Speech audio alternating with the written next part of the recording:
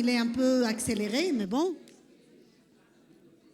On va commencer, je pense, avec les présents. عندي منام. Je vais commencer. عرفتوا كل توا باش نقول اللي يحضر يزازي. Donc اللي يحضر يزازي. Donc voilà, on va entamer cette deuxième demi-journée par, je vais appeler, par deux expériences.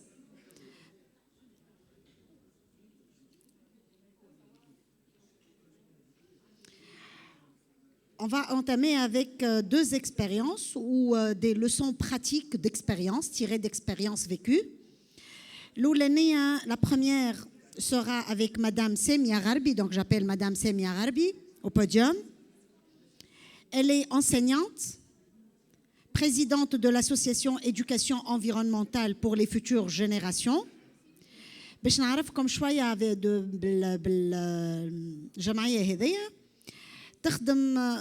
Elle œuvre dans elle a deux objectifs. C'est l'éducation formelle au service du développement durable. هذايا الأولى. والثاني عندها l'analyse des produits chimiques. L'analyse des produits chimiques,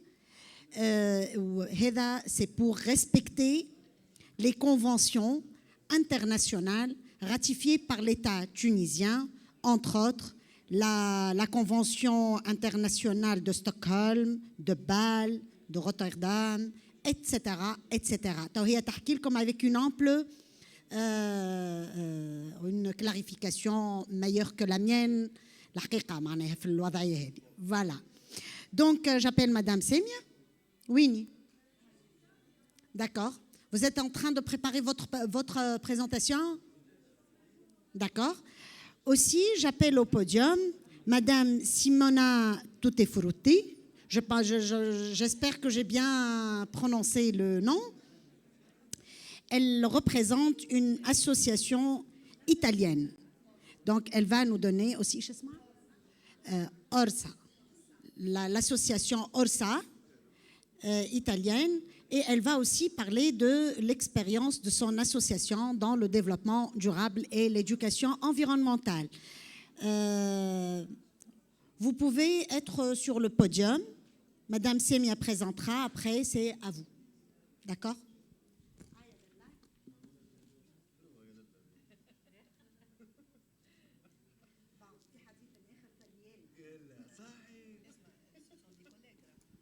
تفضل.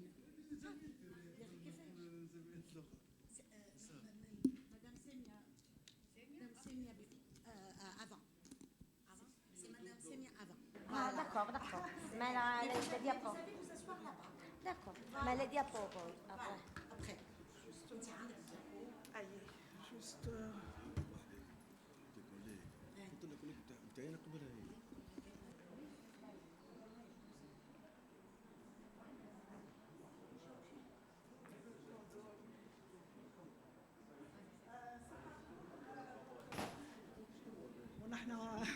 On a l'habitude, voilà.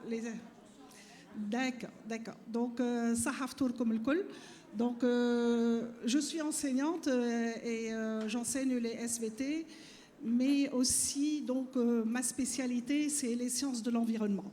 Donc, j'avais les deux pieds, donc, entre les sciences de l'environnement et l'éducation formelle. Donc, j'ai donc presque 25 ans d'expérience en matière d'éducation. Donc, il fallait quand même faire une initiative. Et là, je débute par une image donc, récente, très récente, donc l'année dernière. C'est la synergie entre l'enseignement des SVT et de dessin. Donc là, sur une même thématique qui est la plante. Et normalement, le jargon du ministère de l'Éducation emploie le terme de perturbateur. Ce sont des élèves connus être perturbateurs, mais quand on a travaillé en synergie, ça a donné ce résultat-là. Donc, au niveau du laboratoire, donc c'est le laboratoire de SVT à la Marsa. Donc, et ça, c'est la synergie entre les enseignements de dessin et les enseignements de SVT. Merci, s'il vous plaît.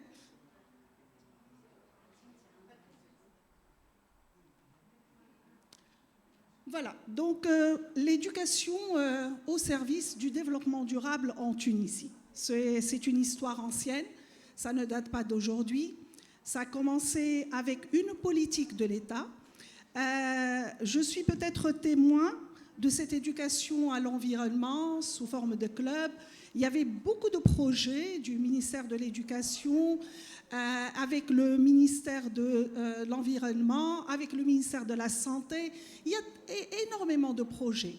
Mais allant à l'extérieur, ou bien même à l'intérieur et à l'extérieur des institutions, il n'y a pas eu d'impact réel. Donc, nous voyons aujourd'hui l'état de l'environnement réel, ne serait-ce que par des indicateurs qui sont les déchets. Quand on est en classe, on ne voit que du papier jeté. Et donc, il y a réellement un problème. L'éducation, elle est là, mais il n'y a pas réellement un impact. Donc, voilà. Je pars de cette image-là, le téléphone en 1892 et le téléphone en 2022.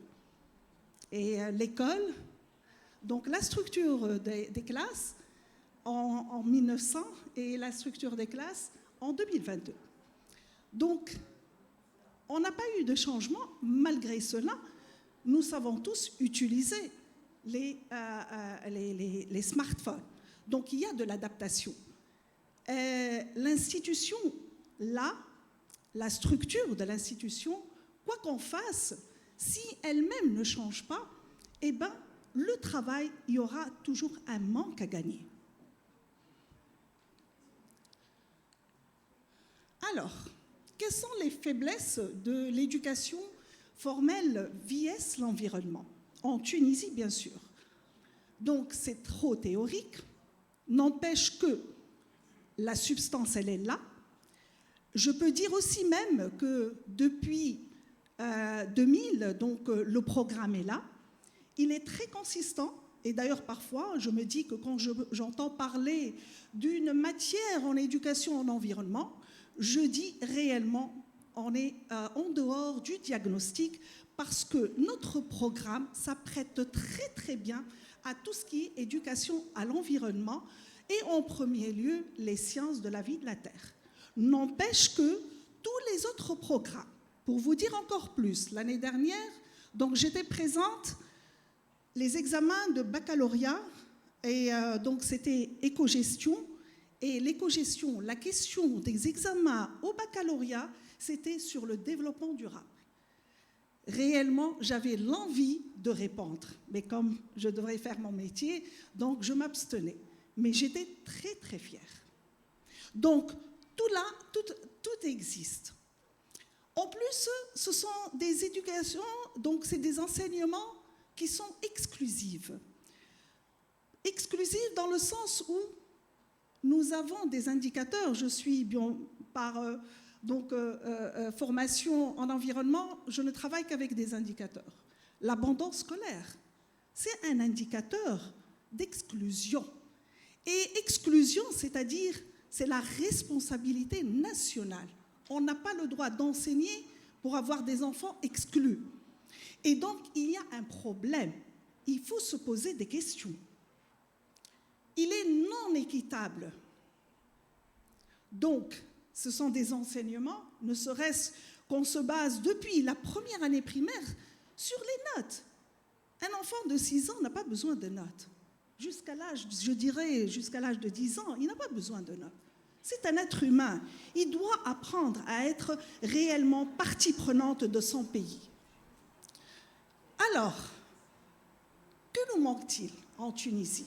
D'après ma petite expérience, qui a été multipliée, je le dis bien, et je souhaiterais réellement saluer 2 grandes femmes ici présentes qui ont réellement soutenu mon idée, c'est Madame Emel Bouassida et Madame Dhikra Gharbi, 2 femmes extraordinaires en Tunisie en dehors du ministère de l'Éducation, mais qui ont supporté l'idée pour aboutir. Et là, donc, on a travaillé, ce n'est pas aujourd'hui, ce n'est pas hier, mais c'était un travail ancien. On a poussé ensemble. Madame Hamel, elle est arrivée à orienter un projet qui allait être fait d'une manière habituelle, consommée, mais elle a réellement orienté parce que, étant enseignante et du domaine, donc j'ai tout simplement donné le fil conducteur. Parce que si on veut faire un travail durable, il faut chercher les acteurs durables. Et les acteurs durables, ce sont les enseignants et les élèves, si vous voulez changer une nation. Donc, qu'est-ce que nous pouvons améliorer? C'est un travail de synergie, tel que l'image que j'avais montrée, et la réalité plutôt que j'avais montrée. De nouvelles approches. Les approches sont consommées. Et réellement, il y a réellement tout un travail statique devant tout ce qui est dynamique. Il y a aussi, il faut travailler avec des indicateurs, des chiffres. Nous sommes le ministère de l'Éducation. Le ministère de l'Éducation, s'il n'y a pas des chiffres, eh ben, ce n'est pas un travail accompli.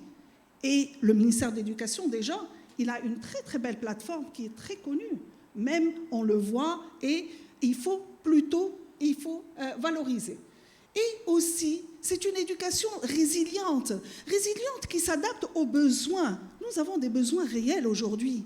Donc, l'éducation n'est pas uniquement pour donner des notes et donner des diplômes, mais c'est une éducation qui va accompagner la politique de l'État pour trouver des solutions.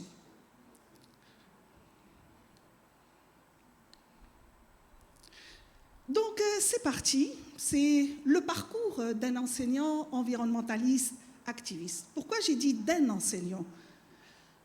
En Tunisie, nous sommes une plateforme, et peut-être le ministère de l'Éducation me corrige là-dessus, à peu près de 150 000 enseignants avec un grand E, sans compter les universitaires. Donc, c'est un parcours. Donc, peut-être, moi, je suis visible, mais il y en a beaucoup, des milliers invisibles. Et là, c'est le rôle du ministère de l'Éducation pour valoriser et capitaliser tout ce travail qui est en train de se faire avec les enseignants. Donc, l'environnement, il est au cœur réel du changement. Donc, ce sont les activités sur lesquelles, depuis, disons, timidement, j'ai commencé en 2003, et des initiatives timides avec... en 2009, j'ai eu l'accord même du ministre, M. Hatem Besselm, il a été très convaincu, il voulait le changement. Donc il a signé l'accord et il voulait ce projet-là. Et puis, il y a eu la révolution et un peu ça a été dilué. Et donc, n'empêche que j'ai continué les SVT au service du développement durable. Aussi, il y avait des partenariats et je remercie toutes les personnes qui m'ont accompagnée. Depuis 2003, il y avait une dame aussi qui s'appelle May Granier et on a commencé les deux à travailler sur hors, c'est pas hors sol, mais hors classe. Donc, on a travaillé ensemble. Il y avait le ministère de l'Agriculture, il y avait des organismes internationaux, il y avait le ministère de l'Agriculture, les stagiaires, des stagiaires avec moi. Je remercie les directeurs qui étaient très ouverts pour qu'ils font partie de ce changement-là. Et bien sûr, maintenant, avec réellement aussi Madame Dhekra Gharbi, donc on n'est pas de la même famille, mais c'est l'environnement qui nous a rendus de la même famille. Donc, elle a été convaincue par l'idée. Et pour vous dire, elle a apporté un expert spécial dans le cadre de son projet, le lac de Bizerte, pour qu'il soit convaincu que l'éducation à l'environnement soit partie prenante de ce projet-là. Donc, voilà l'initiative de la mise en place d'un projet sur l'éducation à l'environnement. Donc, c'était ça le titre du projet depuis 2015. Donc, c'était avant. Bon, comme je suis très engagée en matière d'environnement, donc je suis ce qui est à l'international dans l'UNEA. L'UNEA qui est tout ce qui est en relation avec les Nations Unies, donc c'est l'Assemblée générale où se décident les décisions de l'environnement. Et donc, j'ai participé et avec les délégués, il y avait la mise en place de cet objectif 4 pour que ce soit l'éducation faisant partie prenante de cet agenda 2030. Le ministre, il a signé à 2 reprises, après la Révolution, donc encore une fois, c'était en 2015, mais ça a été aussi dilué, donc c'est un oui qui est accompagné par un non. Donc pour dire que l'éducation est au cœur de tout changement et en relation avec tous les objectifs. Alors, il y a des challenges. Que pouvons-nous faire pour améliorer? Il y a ce qu'on appelle le principe ou l'approche de low hanging fruit. Alors, c'est quoi? Nous avons déjà des choses qui sont prêtes. On doit les utiliser déjà. Donc, c'est facile à les utiliser en attendant les réformes, en attendant les lois, en attendant, qui prennent beaucoup de temps. Mais quand même, le pays, depuis 1960, il a misé sur l'éducation. Donc, prenons ce qui est déjà présent et essayons d'améliorer chacun de notre côté. Donc, là, ce qui est existant, il y a PISA. À chaque fois que j'entends, même au niveau de la presse et tout cela, PISA, on est les derniers, on est je ne sais pas quoi, j'ai regardé un peu plus le rapport. Et j'ai trouvé des choses très, très positives. Dans la Tunisie, elle est classée 90%. Donc, pourquoi on ne raconte que le négatif? Il y a beaucoup de potentiel positif là. Et donc, c'est sur cela qu'on doit bâtir. On corrige les autres et on bâtisse encore plus pour aller vers l'avant. Donc, les Tunisiens, les élèves veulent être les premiers, veulent avoir cette capacité. Donc, il y a cet engagement-là. Pourquoi ne pas profiter? Pourquoi on lit PISA toujours de cette manière-là? PISA, elle renferme beaucoup de paramètres et donc il faut faire sortir le négatif et le positif. Il y a aussi le rapport national volontaire dont la Tunisie, elle a l'obligation donc de rapporter, parfois chaque 2 ans, parfois chaque année. Donc c'est le rapport national volontaire en relation avec l'agenda 2030. C'est un engagement du pays et l'éducation en fait partie. Et donc là, ça donne les tendances. Où sommes-nous arrivés par rapport à cet agenda? Tout est presque négatif. C'est pas bon. On n'est pas dans la bonne. C'est pas uniquement à la Tunisie, propre à la Tunisie, mais c'est à l'échelle internationale. Mais on peut mieux faire. Donc, on peut utiliser déjà l'éducation pour aller vers cela. Donc, basé sur ces 2 donc existants, donc il fallait s'aligner aussi si l'éducation ne s'aligne pas avec le plan national. Donc, réellement, on est isolé. Donc, il y a une redynamisation du programme au profit de l'environnement. Donc, voilà, depuis 2007, les élèves pratiquent la leçon hors du laboratoire. Et donc, ils sèment, ils plantent, ils regardent les graines et aussi ils produisent des graines pour la souveraineté de leur pays. Donc, on peut introduire pas mal de paramètres au même temps.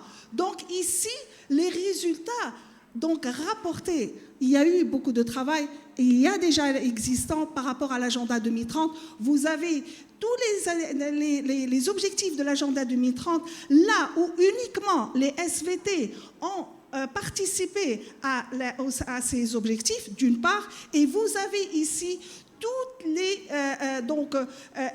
les autres disciplines qui peuvent participer dans ces objectifs-là. On a intégré les produits chimiques, donc comme je travaille trop sur les produits chimiques, on a sensibilisé sur tout ce qui est la peinture au plan. Donc il y a un très grand danger de l'utilisation de la peinture contenant du plomb, et ça agit même sur les capacités de l'élève et de sa mémorisation.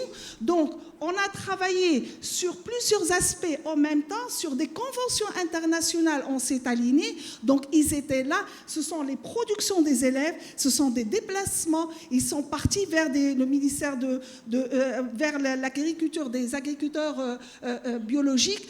Juste, un tout petit peu, je m'attarde sur l'objectif 5, là où il y a deux images. Donc, c'est une image qui me touche énormément pour dire que l'enseignement, il est exclusif. À droite, vous avez un élève qui a eu une très bonne moyenne. À gauche, c'est une élève qui est vouée à être exclue, donc c'était sa dernière année. Mais quand je vois la pratique, elle a mis ses mains dans le sol. Elle a des capacités. Donc, on l'a exclue. On a exclu ces capacités-là. Donc, il y a eu un travail de partenariat avec plusieurs mondes. Donc, il y avait avec l'OSS, il y avait aussi avec SCPIRAC, on a produit un document pédagogique en relation avec les SVT. Tous étaient là pour nous aider, pour dire que le ministère de l'Éducation peut s'apprêter. Donc, comment se lancer dans un monde de vie durable à travers l'éducation formelle? L'enfant, l'élève, il est au cœur de tous ces problèmes et j'attire votre attention de point de vue environnement. Nous sommes arrivés pour certains cas à un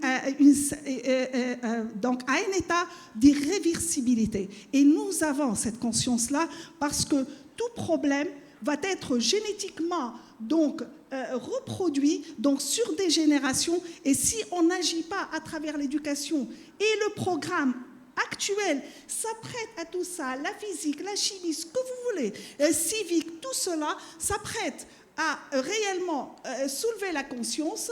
Donc, je ne sais pas pourquoi... voilà.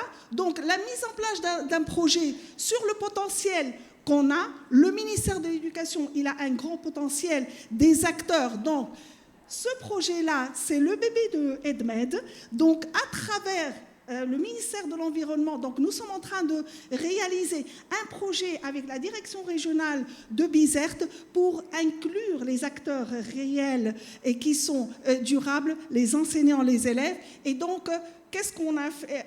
On a commencé... Si on ne travaille pas avec des enquêtes, donc on a commencé avec des enquêtes maintenant, donc le projet il est en cours. Nous avons ciblé 500 élèves, 100 enseignants avec les inspecteurs et donc nous avons posé des questions en relation avec le programme. Nous avons des élèves qui ne sont pas conscients que l'environnement, pour cette année, on leur a enseigné l'environnement, mais ils n'ont pas senti qu'ils ont reçu des enseignements, alors que d'autres, ils ont reçu. Donc on doit travailler sur ces différents résultats-là pour capitaliser. Et donc, c'est ça la roue. Il n'y a plus de pyramide si on veut réellement avancer.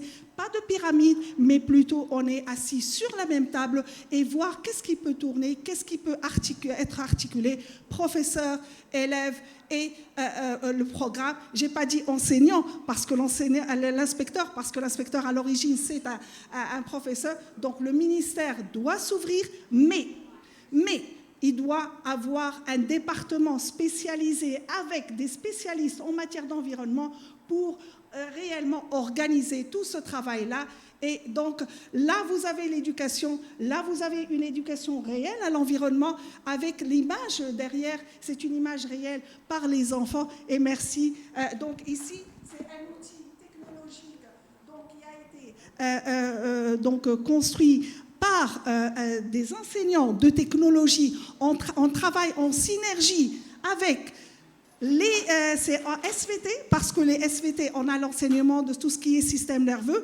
Donc, le fait de jeter la poubelle, les élèves, c'est devenu ce qu'on appelle en science les réflexes conditionnés. Donc, l'idée, c'est parti de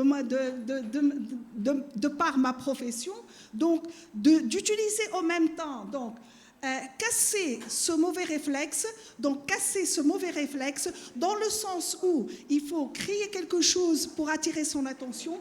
Donc c'est là, avec de l'énergie solaire, qui a été produite avec les enseignants de technologie, donc en synergie, et c'est devenu un outil pédagogique pour les enseignants maintenant à Bizerte grâce au projet du ministère de l'Environnement. Donc voilà, pour qu'ils jettent.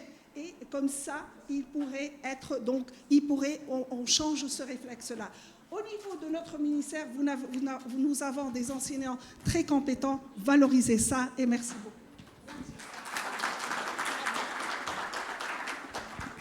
Bravo, Madame Semia, pour cette présentation des projets.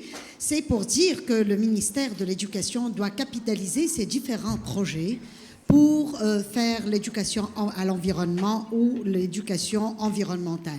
C'est vrai que ça ne peut pas être une matière à part entière, mais c'est ça, comme vous l'a montré Madame Semia, c'est un truc transversal qui doit toucher plusieurs disciplines différentes, de l'éducation civique à la géographie, la SVT, les sciences, le français, les langues en général. Donc voilà, on passe pour une deuxième expérience, qui est l'expérience italienne dans ce domaine, et avec Madame Simona Tutefrutti, elle va parler de l'expérience de l'association Orsa. Bonjour.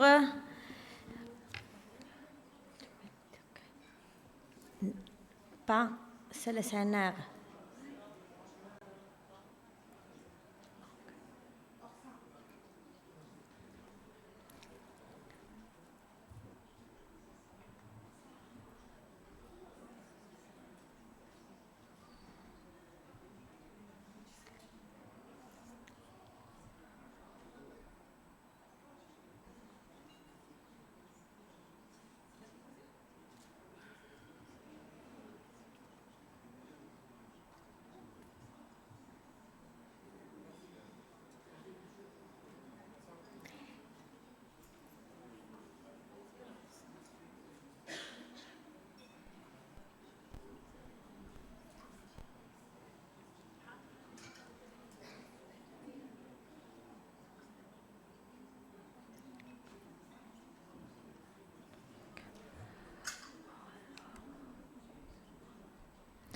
Donc, Orsa est une association à but non lucratif qui, depuis 2000, travaille au service des institutions et des opérateurs siciliens pour atteindre les objectifs suivants.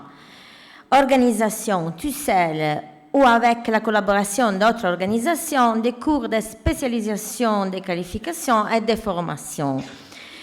Mener des activités de recherche et d'analyse relatives aux problèmes écologiques, environnementaux et territoriaux spécifiques.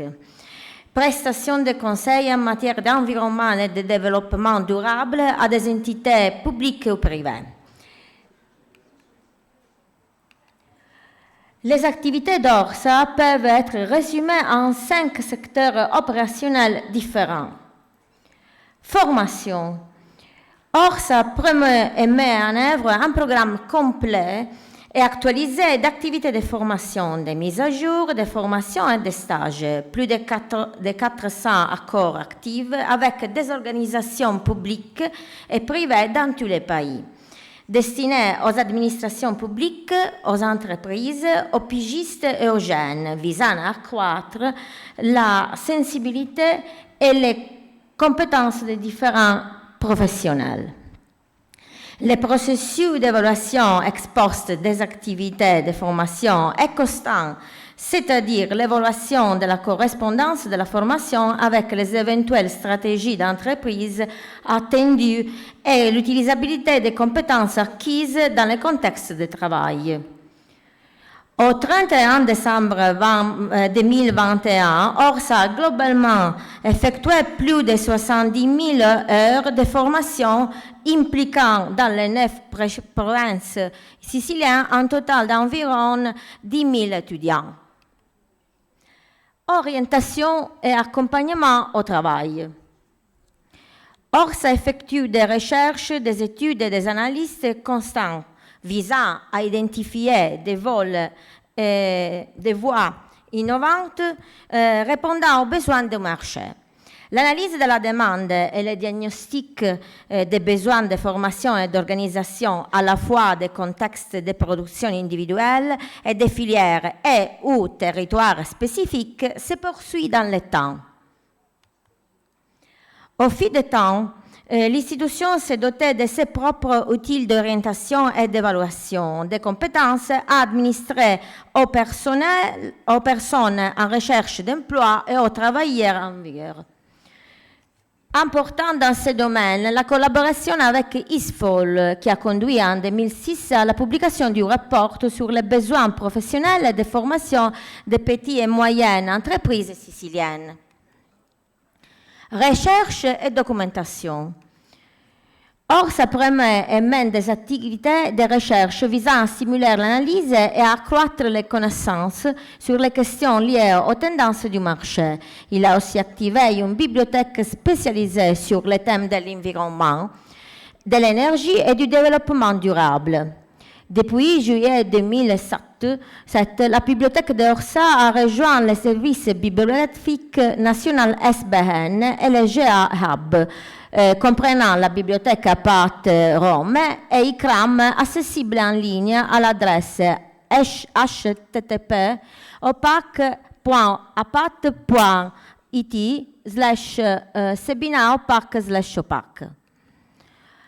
À l'occasion du 9e congrès mondial sur les énergies renouvelables, l'Université de Florence et le Centre de recherche interuniversitaire Habitat ont décerné à Orsa le prix REC 2006 dans la catégorie Institutions de recherche dans le secteur de l'énergie.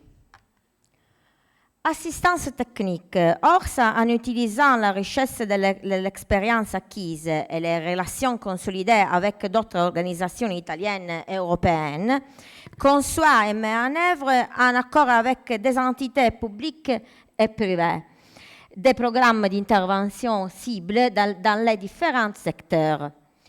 Elle fournit notamment un soutien méthodologique des conseils scientifiques et une assistance technique pour l'innovation des processus de recherche et d'innovation, pour la certification ISO 14000 et MAS, pour la création des systèmes de gestion intégrés, qualité, sécurité et environnement. Activités de promotion culturelle et d'édition.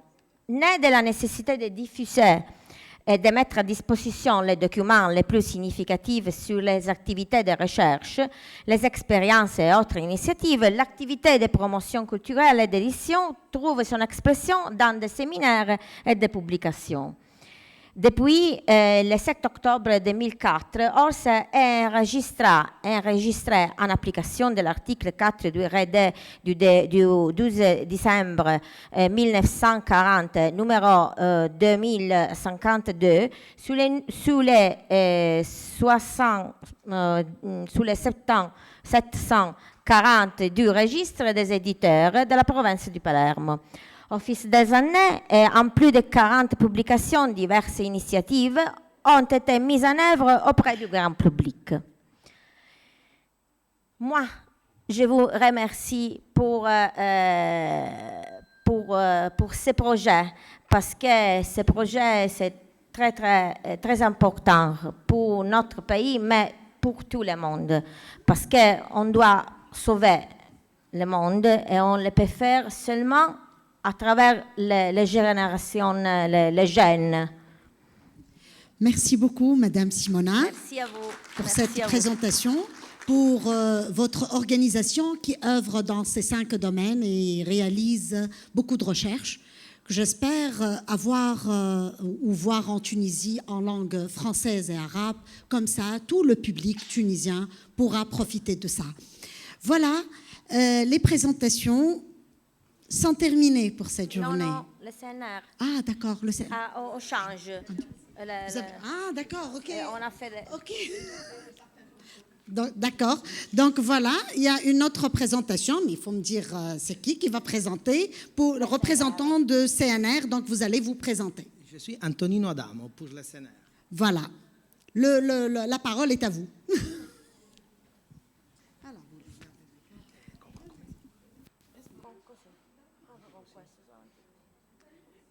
Bonjour, Et je vous remercie. Je souhaite vous transmettre les saluts du Conseil national de recherche, des saluts à votre pays, à votre organisation très efficace de ces kick-off meetings, et à l'AMP et à tous les partenaires du projet EDEMED. Je vais faire une présentation très rapide des partenaires numéro 4, c'est le CNR, un institut de la CNR qui participe dans ce projet. C'est un institut de recherche publique qui est organisé dans tous les pays, dans toute l'Italie. C'est l'organisation territoriale de notre institut. Nous sommes à Capogranitola, notre institut qui est engagé dans le projet de MED. On peut dire que nous sommes face à la côte tunisienne, à la côte du Méditerranée. Ça, c'est l'organisation territoriale avec les 4 instituts qui forment l'Institut de l'impact anthropique, sostenibilité et durabilité dans l'environnement marin. C'est-à-dire que nous sommes un institut de sciences marines et sommes un institut public de recherche dans ce domaine de la science. Et ça sont très rapidement les macro-thématiques de notre institut. Il s'agit de s'occuper de l'impact et des risques anthropiques dans l'environnement marin, l'écologie marine, l'océanographie. Est-ce que nous faisons activités comme la corrosion des matériaux, les études sur la corrosion des matériaux, sur l'éco-durabilité, mais aussi sur la bioacoustique et écoacoustique dans l'environnement marin. Il y a autre lignes d'activité macro-thématiques, l'écologie marine et l'effet anthropique. Cette activité scientifique compris la biodiversité, l'écologie et la gestion durable des ressources halieutiques, mais aussi la répartition spatiale et l'écologie du comportement animal. Oui, je suis très rapide dans ces catégories des activités, oui. Mais en ce qui concerne l'océanographie opérationnelle, nous avons études sur l'océanographie en Sardaigne, mais aussi des technologies marines et capteurs en Sicile. Nous sommes presque de 100 unités de personnel qui travaillent dans cet institut du CNR. Divisé par plusieurs catégories d'employeurs. Oui. Et ça, c'est notre, j'espère que les personnes qui sont aujourd'hui ici, un jour engagées dans le projet, auront la possibilité de participer à une activité dans notre institut, avec tous les partenaires du projet de MED. Ça, c'est l'Institut de Capogranitola, et les thèmes de recherche sont l'acoustique, l'océanographie, la biotechnologie et l'océanographie chimique et la géochimie. Et ça sont aucune infrastructure de recherche que nous gérons dans notre activité institutionnelle de recherche dans le domaine marin. Oui, en ce qui concerne l'éducation environnementale, nous sommes engagés depuis 10 ans ou 15 ans dans une activité de divulgation scientifique avec les écoles du territoire. C'est-à-dire que nous participons à un projet à vie publique publié souvent pour le ministère de l'instruction de l'Italie pour gérer cette typologie d'activité de divulgation scientifique avec l'école. Cette activité souvent compris séminaires scientifiques pluridisciplinaires aux élèves, aux enseignants de l'école, mais aussi expériences théoriques et pratiques sur le terrain qui sont très connectées avec les activités des laboratoires multidisciplinaires multidisciplinaires qui nous, par exemple, gérons à Capogranitola dans notre institut. Et aussi des visites guidées aux observatoires. Orbs, c'est l'observatoire régional de la biodiversité sicilienne, qui se trouve, en partie de cet observatoire se trouve dans notre institut de Capogranitola. Ici, on peut voir avec une photo de l'activité que nous gérons à Capogranitola, activité sur le terrain.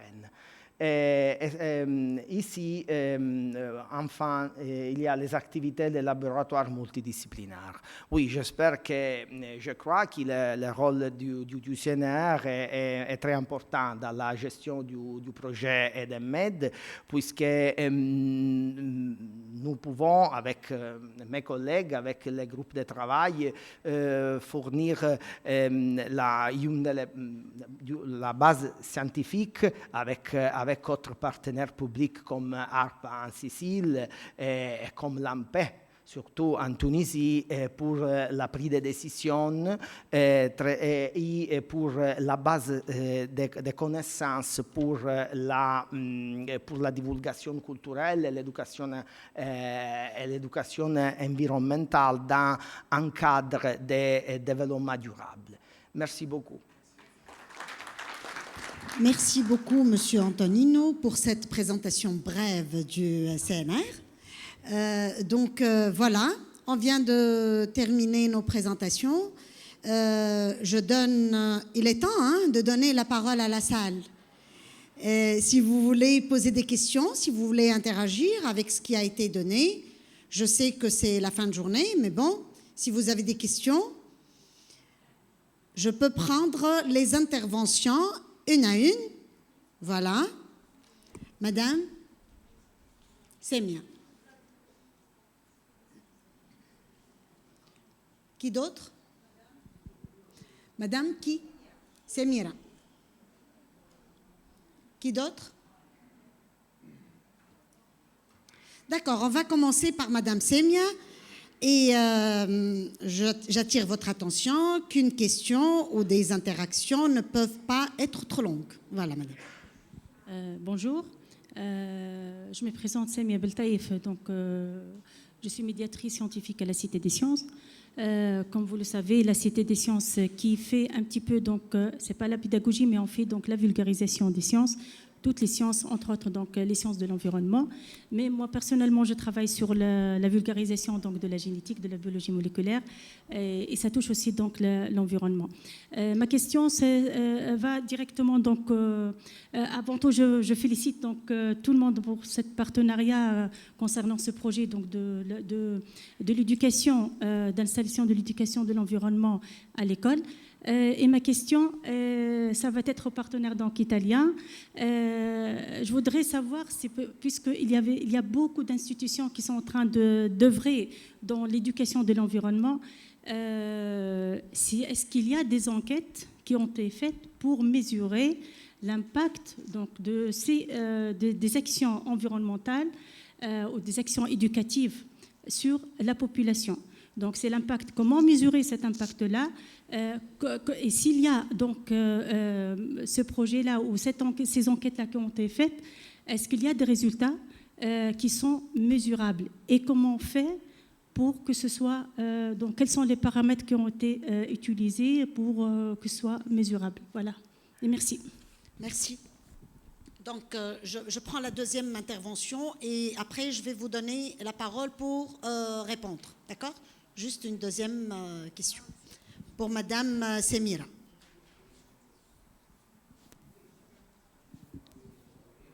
Rebonjour. Semira Nevzi de l'Agence nationale de protection de l'environnement, ingénieur principal. En fait, je voulais tout d'abord remercier toute l'équipe du projet pour cette belle rencontre et kick-off du lancement du projet. Et je tiens à les encourager et à leur dire qu'on est là avec eux pour qu'ils réussissent les composantes de leur projet et d'avoir un impact en matière d'éducation environnementale. Moi, peut-être, je n'ai pas de questions à poser, mais j'ai 2 ou 3 remarques par rapport aux portées du projet. En fait, ma première remarque, et Amel, elle le sait très bien, on parle plus d'éducation environnementale dans le sens simple et simplifié du terme pour dire sol, eau, biodiversité, etc. Mais il faut lier l'éducation environnementale à la culture du citoyen tunisien depuis qu'il est enfant jusqu'à sa vie professionnelle et autres. Je dirais ici qu'il faudrait lier l'éducation environnementale à d'autres notions et concepts tels que la consommation et la production durable. Il faut initier l'enfant et l'élève tunisien au mode de consommation et de production durable. Je dirais également que ce n'est pas moyen d'effrayer l'enfant, mais de lui dire que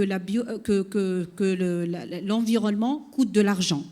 C'est une composante de l'économie. Aujourd'hui, il faut sensibiliser l'enfant que chaque action coûte à la des retombées positives par rapport à l'économie et chaque non-action a la des retombées économiques négatives. Donc, je donnerai facilement un exemple. Nos enfants, malheureusement, dans la rue, ils jettent les petites bouteilles par terre. Ils ne savent pas que ces petites bouteilles, à part la pollution en plastique, sont à l'origine de catastrophes naturelles et d'inondations en milieu urbain.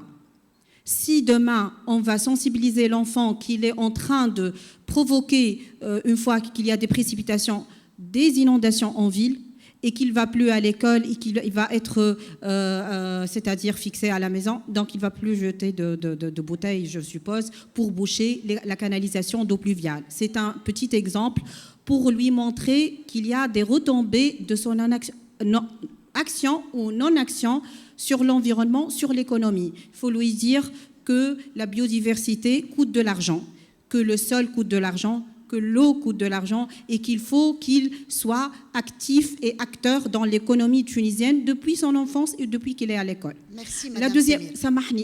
remarque la plus importante, c'est celle-là. En fait, j'encourage tous les experts qui vont travailler sur ce projet, mais leur dire qu'il ne faut pas traiter l'école comme composante isolée de l'écosystème. L'école, c'est une entreprise. Il faut le dire, et l'école elle a une responsabilité sociétale déjà, et l'école là où elle se trouve, j'apprécie beaucoup l'intervention de M. Antonio tout à l'heure qui a parlé de territoire. Il faut lier l'école à son territoire, aux entreprises qui l'entourent, pour pouvoir asseoir des ABC d'une éducation durable qui a des impacts. Voilà. Yatik Saha, Madame Samira, merci beaucoup. Donc, je vais donner la parole à la partie italienne pour répondre à la question de Madame Samia. Je ne sais pas qui va, parmi vous, qui va répondre. On peut traduire. Sì. Rispondo io, sì. Bonsoir. Allora, le domande della Madame della signora che affronta la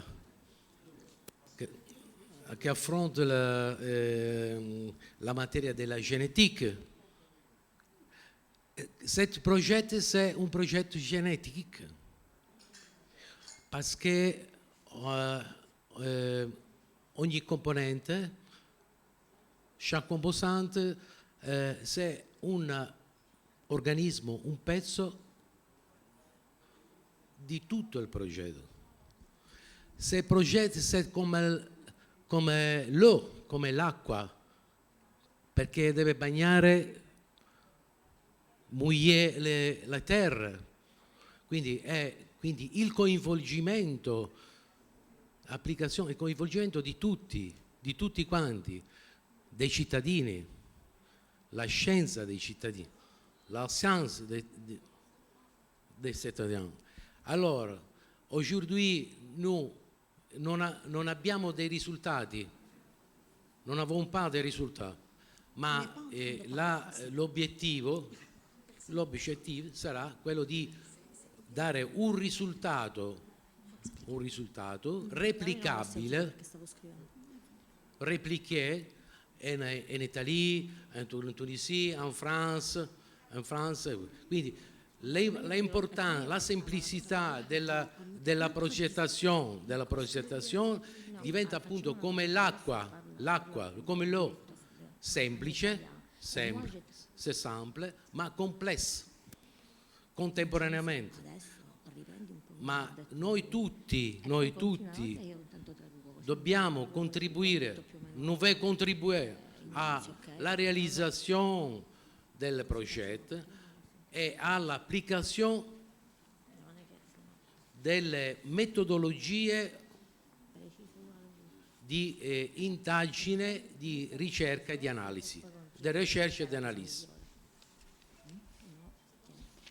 C'est exhaustif?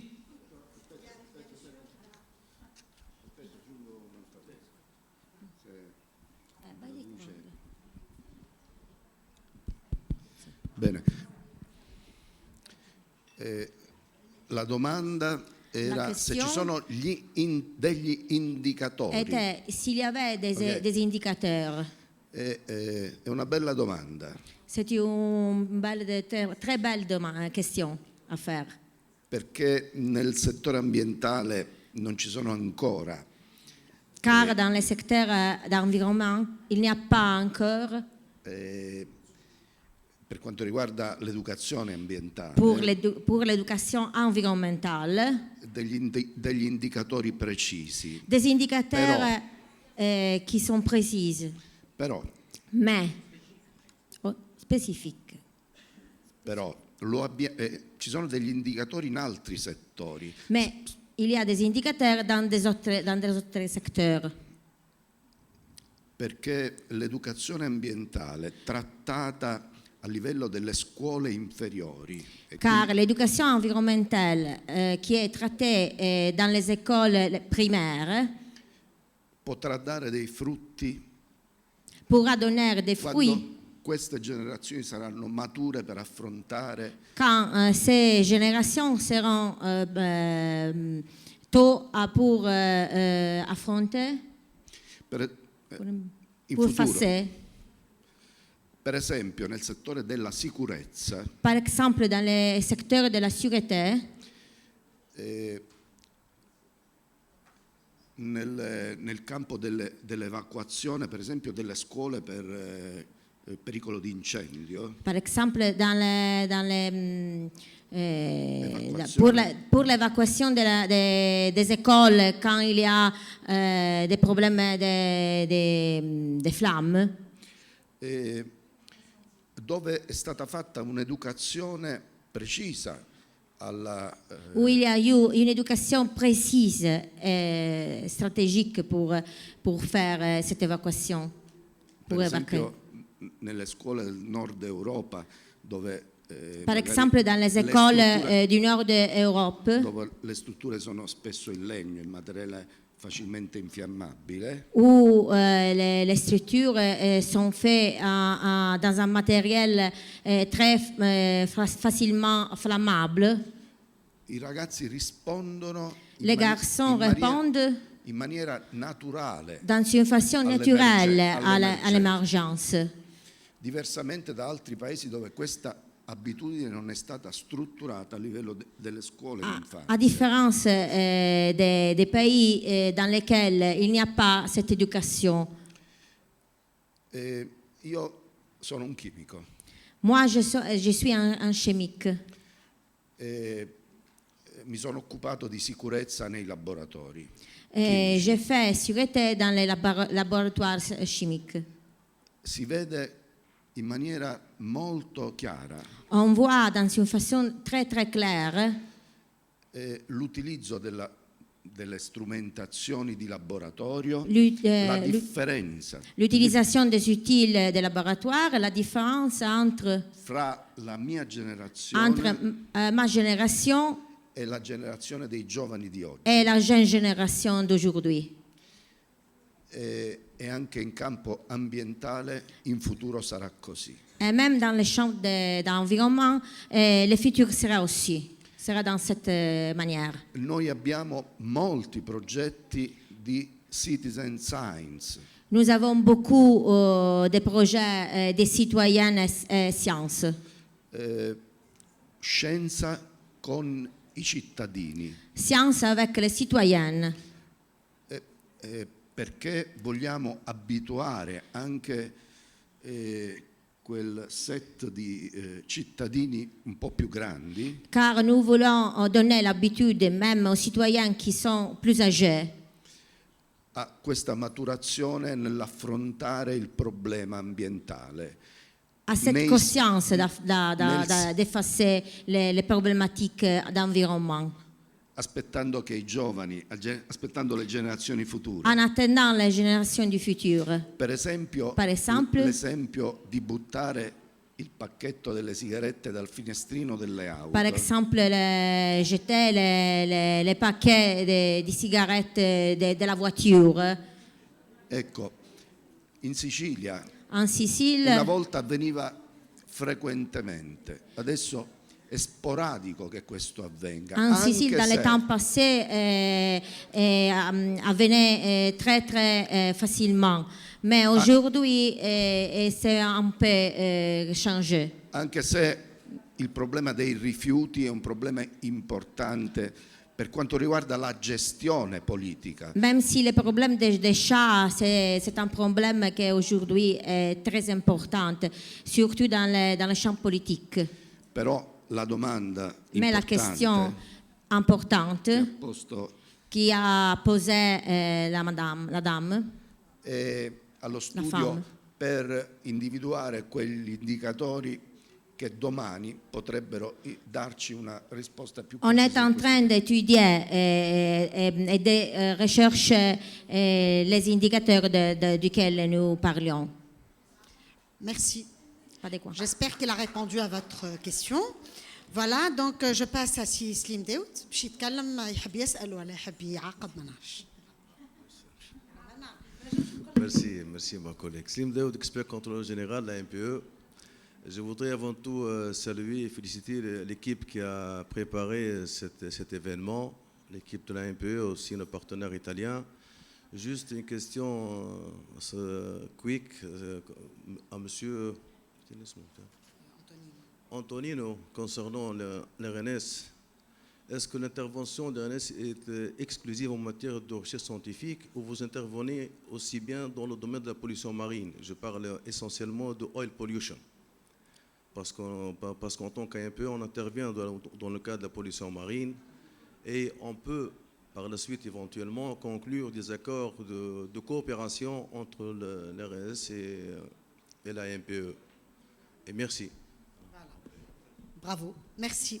Donc voilà, je vous donne, vous allez répondre ou j'attends?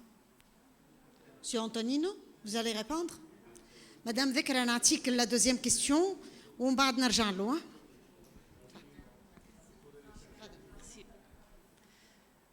Bonjour tout le monde. Donc je me présente, je suis Vekra Gharbi, je suis directrice du programme EcoPact, qui est un programme intégré pour la dépollution de la région du lac de Bizerte, financé par l'Union européenne et la Banque européenne d'investissement, ainsi que la Banque européenne de reconstruction et de développement, bien sûr, avec la contribution de l'État. C'est un projet d'infrastructure environnementale. Il s'agit de composantes d'assainissement, des pollutions industrielles, amélioration de la gestion de déchets, amélioration de la gestion côtière. Mais ce projet a la spécificité de l'implication de la société civile pour justement assurer la pérennisation de ces résultats. Faute de quoi, on ne peut pas s'assurer qu'il va y avoir une pérennisation d'un investissement lourd qui coûte à peu près 90 millions d'euros. Et donc, c'est la raison pour laquelle on a avec nous à bord la société civile qui travaille sur justement l'éducation environnementale et la sensibilisation environnementale, qui pour nous est l'un des piliers de réussite de ce programme ambitieux, qui est le programme EcoPact. Voilà, donc, d'ailleurs, dernièrement, on a réalisé un événement pendant lequel des élèves ont présenté des projets. Et c'était des projets vraiment très intéressants parce que quand un élève, un lycéen, parle de l'économie circulaire avec une maîtrise frappante, donc ils ont quelque chose. Et c'est à nous, et c'est au ministère de l'Éducation et au ministère de l'Environnement de vraiment capitaliser et de valoriser la capacité de nos élèves à mieux faire pour notre environnement, pour un environnement meilleur. Donc j'invite les responsables. Aimé El Barsida n'a pas besoin que je l'invite parce qu'on est déjà en synergie entre le programme EcoPact et le programme EdenMed.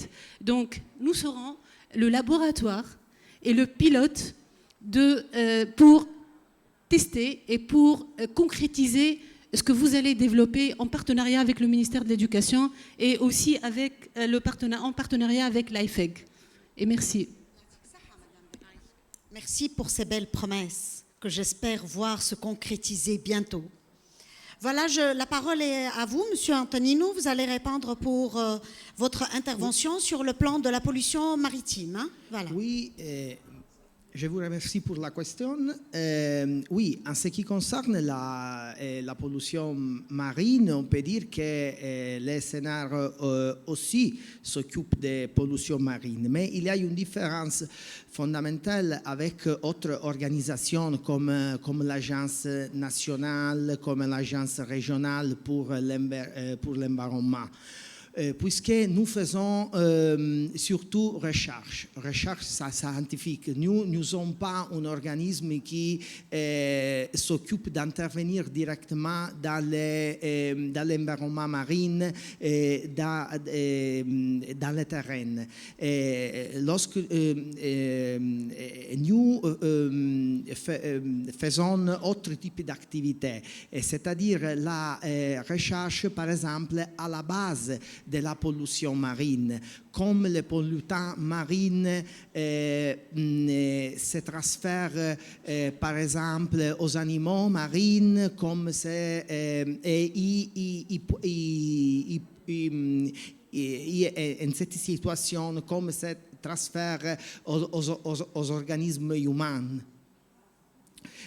Par exemple, un autre exemple d'activités scientifiques à la base des études de pollution marine, en 2012, en 2010, lorsque le bâtiment Costa Concordia fait cet accident dans les mers Tyrrhènes, aucun investigateur du CNR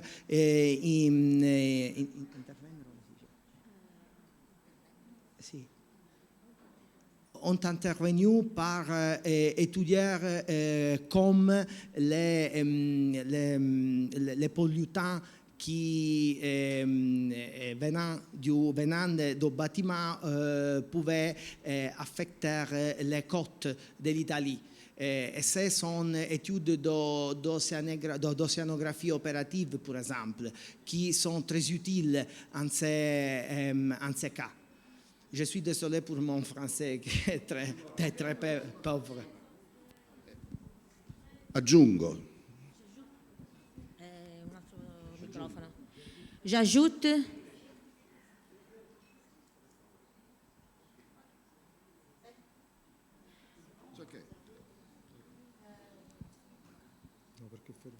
je donne aussi la parole à Sir Abdelmejid Nasser, professeur Abdelmejid Nasser.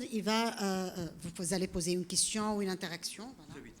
Merci bien. Je remercie le collègue italien aussi. Et j'ai juste une petite question sur le plan de la recherche, peut-être à Madame Simona Tutifruti.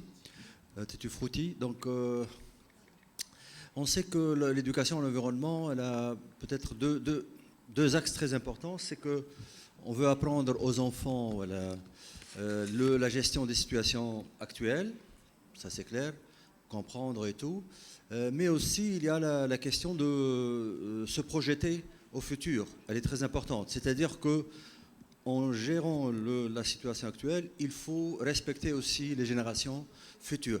Donc comment vous avez fait dans votre expérience dans la recherche, comment vous avez peut-être conceptualisé cette variable, se projeter dans le futur? Comment observez-vous ça chez les enfants, ou est-ce qu'ils sont capables de se projeter et de respecter et de se mettre à la place avant, en fait? Oui, merci. Donc en Sicile, en Italie déjà, il y a une particulière attention à l'environnement et à l'éducation environnementale, parce qu'il y a déjà, c'est une matière transversale dans les écoles. Et nous avons en Italie 3 étages d'école. La première de 6 ans à 10 ans. La deuxième de 10 ans à 12 ans, et le lycée de 13 ans à 18 ans. Et déjà, l'éducation civique qui est surtout menée, qui va parler surtout de l'environnement, et donc l'éducation environnementale, est présente dans l'éducation des gens de 10 ans à 18 ans. Et je parle même pour je suis une mère d'une fille de 6 ans, et donc je le sais même pour ma expérience. Ils font beaucoup d'éducation environnementale, surtout dans les lycées, parce qu'ils peuvent sortir, ils veulent voir même toute notre réserve naturelle, parce qu'en Sicile, par exemple, nous avons beaucoup de réserves. Et cette chose, c'est très important pour faire une conscience environnementale que l'environnement, c'est nous. Si nous, les jeunes gens, sont en train de comprendre que si nous, n'aide notre environnement, nous-mêmes pouvons mourir avec l'environnement, parce que l'environnement, c'est nous. Et donc, les jeunes générations vont comprendre cette chose. Par exemple, il a dit même Monsieur Infantino que surtout les Siciliennes ne respectaient pas l'environnement. La Sicile est très belle, mais il est très pollué. Et même les citoyennes ont changé quelques façons de se comporter. Et donc, même les parents de gens disent aux jeunes gens ne jetez pas la charte, mais en attendant, on va à la maison et tu la peux jeter à la maison. Donc, on est en train de former et d'aider les jeunes générations, même à travers l'éducation dans les écoles, mais je pense que la meilleure éducation, c'est dans les familles, parce que les fils sont la réflexion des parents. Merci Madame Simona pour votre réponse.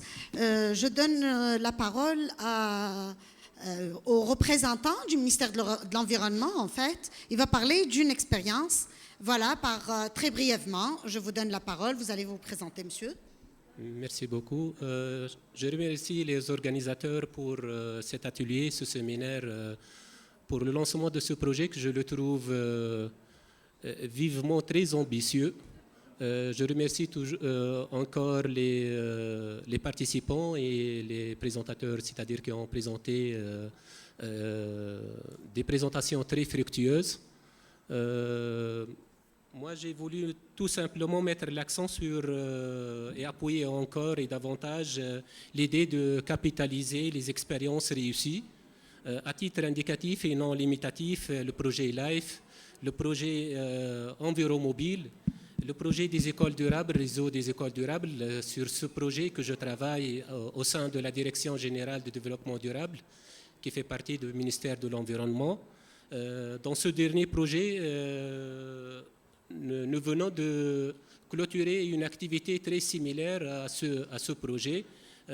En fait, dans le cadre d'une coopération bilatérale avec nos partenaires portugais, nous avons travaillé à former des formateurs et ce sont des inspecteurs pédagogiques en partenariat bien sûr avec le ministère de l'Éducation. Et nous avons élaboré un guide de formation des formateurs dans le thème d'éducation pour le développement durable. Dans une deuxième activité, on a essayé de faire instaurer et installer un système de tri sélectif des déchets dans les écoles durables. Ce réseau, actuellement, il comptait environ 400 écoles durables, écoles et établissements scolaires, de même des collèges et des lycées. Donc, je voudrais bien capitaliser ces expériences et bon courage et bonne continuation. Merci beaucoup pour cette intervention. Voilà, donc vous avez proposé quelque chose et je vais profiter de l'occasion en tant qu'inspectrice de l'éducation civique. C'est ce guide de formation sur l'éducation environnementale.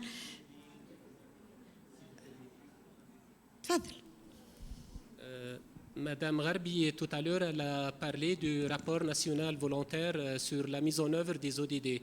La Tunisie vient d'élaborer notre deuxième rapport volontaire pour la mise en œuvre des ODD.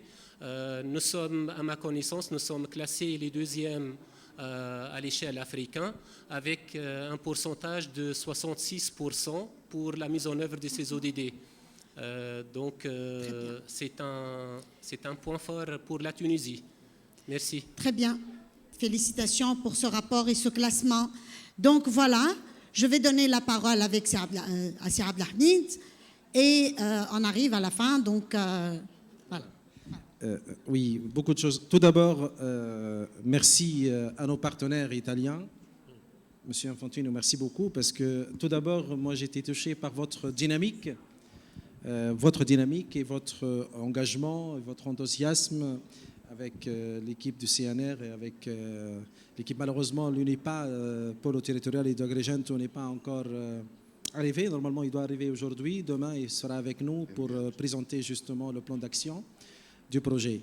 Je dois aussi remercier tous les intervenants qui ont intervenu aujourd'hui, que ce soit les Italiens et les Tunisiens, parce qu'ils nous ont enrichis, notamment, ils nous ont orientés vers de nouvelles pistes dans ce projet-là.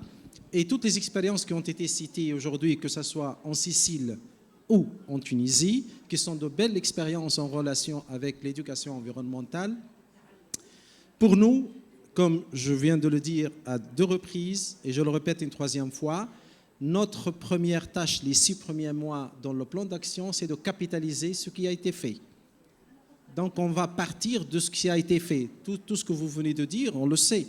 Il est à l'AMPE, il est dans les autres organisations, même le ministère de l'Éducation, que je remercie. Monsieur Lessad Ben Chouchen, est-ce que vous pouvez venir avec nous ici? Car c'est grâce à Lessad, le premier jour, on est allé rencontrer le ministre de l'Éducation. Et c'est grâce à lui, il est historien de formation, le conseiller du ministre, chargé des relations avec la société civile, merci, c'est Lassad. C'est grâce à lui que nous ont introduit au ministère et on a rencontré le ministre. Et avec le directeur général à l'époque, M. Mohamed Boudan de l'AMPE, Mme Ouslet et Mme Bouassida, donc toute l'équipe était engagée. Madame, voilà, M. Abdel Fattah Bosbia. Toute l'équipe qui est directeur de la coopération aujourd'hui était engagée. Ça veut dire, cela prouve quoi en fait? Pourquoi tout le monde parle de l'éducation et tout le monde veut citer ses propres expériences en rapport avec l'éducation? Parce que tout le monde est habité par le souci de changer parce que nous n'avons pas encore changé réellement le comportement des citoyens. C'est qu'on a travaillé sur les grands, les plus âgés, qui ont 20, 30, 40 ans. Mais un individu qui est changé, qui est grand, c'est trop tard. n'est-ce pas, Monsieur Infantino? Alors, il faut partir vers les plus jeunes. Donc, travailler avec les plus jeunes, les enfants, 5, 6, 7, 8, 9, 10 ans, jusqu'à 15 ans. C'est pour ça que le partenariat avec les acteurs de la protection de l'environnement, que ce soit en Sicile ou en Tunisie, et les acteurs de l'éducation, c'est pas un comment dirais-je un choix ordinaire, c'est une obligation. Aujourd'hui, c'est une obligation. C'est pour ça que nous sommes obligés de travailler ensemble et nous sommes désormais de travailler en synergie entre les acteurs de l'éducation et les acteurs de l'environnement pour pouvoir relever les défis. Et c'est pour ça que nous sommes tous motivés. Je donne la parole à M. Lesat Chouchen, s'il veut dire un mot. Avant, juste pour répondre, tout à l'heure, il y avait une question sur les indicateurs. Dans notre projet, on a prévu justement de mesurer, mais ce sont des mesures qui restent très limitées dans le temps. Il faut attendre des années parce que changer la culture des gens, ce n'est pas dans les 6 mois ou 1 an ou 2. Il faut toute une génération. Ce que nous faisons aujourd'hui, on ne voit le fruit que dans 10, 15, 20 ans. Donc il faut attendre. Voilà, on ne sait pas si encore on sera là, mais nous, on travaille, on sème et nos enfants vont récolter. Donc, باش نتكلم بالعربي. شكرا سي عبد الحميد. الحقيقة نعتذر على التأخير، لكن حبيت نقول نشكر الجانب الإيطالي والاتحاد الأوروبي اللي وافقوا على تمويل المشروع هذايا في إطار علاقة الشراكة خلينا نقول القديمة المتجدة وديما متجدة ما بين تونس وإيطاليا. نشكر وزارة البيئة اللي الحقيقة اليوم باش نخدموا مع بعضنا إن شاء الله في تناغم وشراكة تامة لوضع برنامج حول البيئة المستدامة. النقطة هذه اللي تناقشنا فيها وحاولنا كما كان يحكي سي عبد الحميد اليوم راي مانيش نحكوا على التربية بما هو نظامي بقدر، ولو ان الكلمة هذه فيها بين ظفرين، لكن نحكي على تغيير أنماط أو تغيير سلوكات بخلق جيل على الأقل وما يحترم الجانب الطبيعة ويحاول أن يكون صديق إلى حد ما. كما كان يحكي سي عبد الحميد، الحقيقة اليوم المشروع هذا يمكن التغيير الكبير اللي صاير فيه هو أني باش يكون مشروع تشاركي، مشروع باش يحاول يشارك أقصى حد ممكن من الناس المتدخلين في الجانب البيئي والجانب الثقافي والتربوي، بالخبراء، بالناس اللي عندهم، بالمجتمع المدني سيرتو. هنا الحقيقة المجتمع المدني اللي يقدم عدد هام من التجارب اللي نجموا ندخلوها في المشروع، لكن هدايا باش يوصلنا المشروع اللي هو خلينا نقول أقصى حد ممكن الناس متشاركين فيه، معناها مشروع تشاركي إلى أبعد حد ممكن. دونك اليوم إن شاء الله هو لقاء عالمي صحيح، لكن أكيد عندنا جملة من اللقاءات إن شاء الله تتحدد في الإبان، وأكيد ثم لجنة قيادة هي اللي باش تحدد مختلف المراحل. إن شاء الله نقولوا تتأكد علاقة الشراكة من خلال تبادل الخبرات ما بين الجانب التونسي والجانب الإيطالي، واللي هو ثم جزء كبير من المشروع هذا اللي نحب نأكدوه.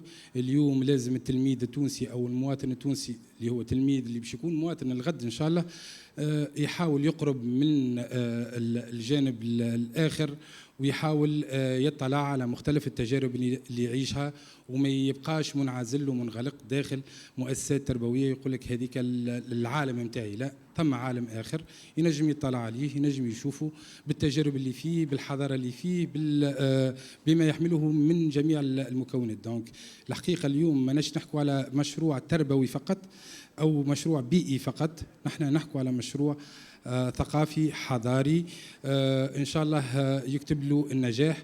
نعرف اللي اليوم عامين داخل المشروع، لكن أكيد هي صحيح رغم أنها فرصة معناها مدة قصيرة، لكن باش نحاولوا فيها أقصى حد ممكن، ولما لا تمديدها إذا كان ممكن مع الجانب الممول. شكر مع شكر مرة أخرى، وإن شاء الله نتقابلوا في لقاء آخر لتقييم المشروع في حيثيات الأولى. أكيد ما هيش تماش مشروع كامل ومتكامل 100%، لكن كل مشروع نجموا نكملوه مع بعضنا ونحاولوا نتلافوا النقائص ونحاولوا نعدلوه كل ما اقتضى الامر. مع الشكر مره اخرى. يعطيك الصحه سي الاسعد. Merci beaucoup à tout le monde. Encore une fois, je tiens à remercier nos amis italiens, tous. Moi, j'ai dit tout à l'heure, j'ai fini par la conscience environnementale. La conscience, ça se construit à travers le temps et ça se construit en développant des compétences qui deviendront demain des comportements et des attitudes. La conscience se construit, c'est-à-dire dans le temps. On a besoin de temps. Parce que tout à l'heure, j'ai entendu des gens dans la salle parler d'indicateurs pour mesurer l'impact.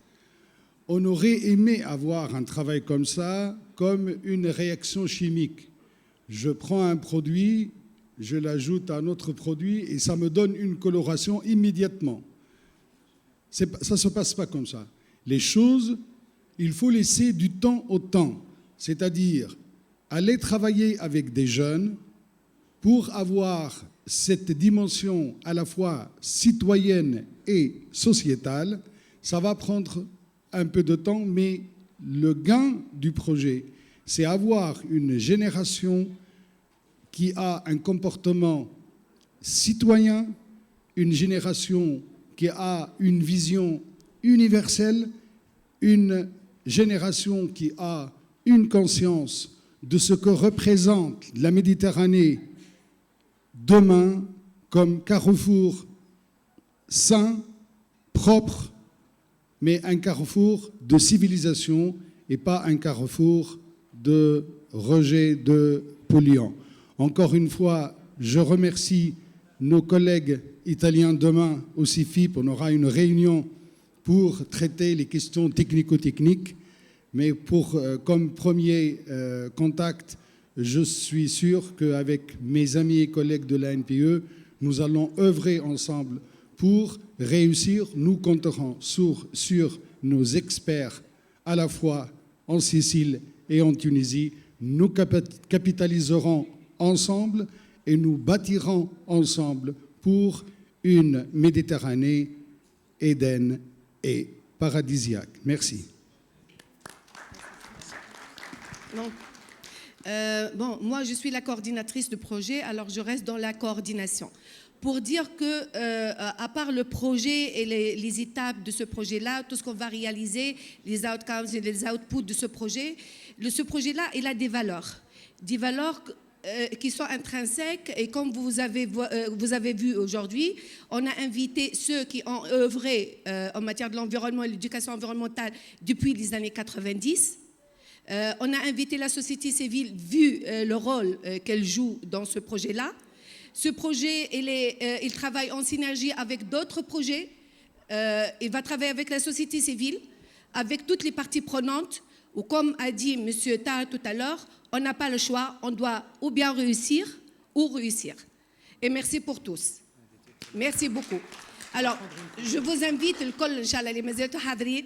pour faire une photo collective. Et merci beaucoup pour votre présence. Merci à tous. يعطيكم الصحة الكل. يظهر لي كملنا لا جورني نتاعنا. دونك مدام أمال vous invite.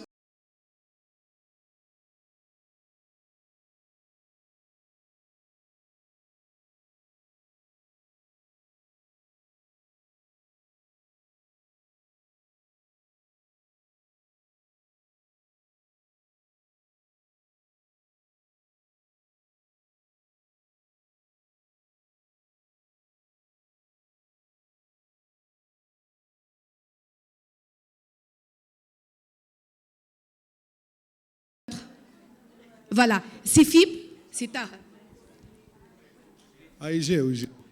Mais putain, moi. Voilà. Comme tu veux. Regardez, rayonnant.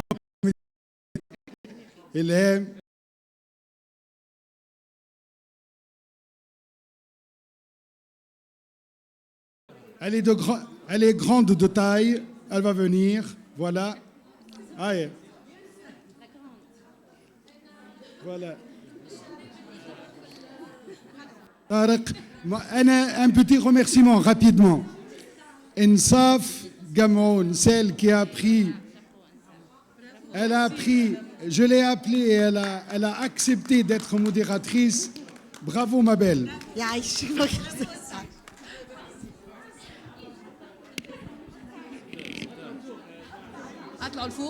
Essayez d'être en haut pour avoir d'autres en bas. C'est moi, Fab.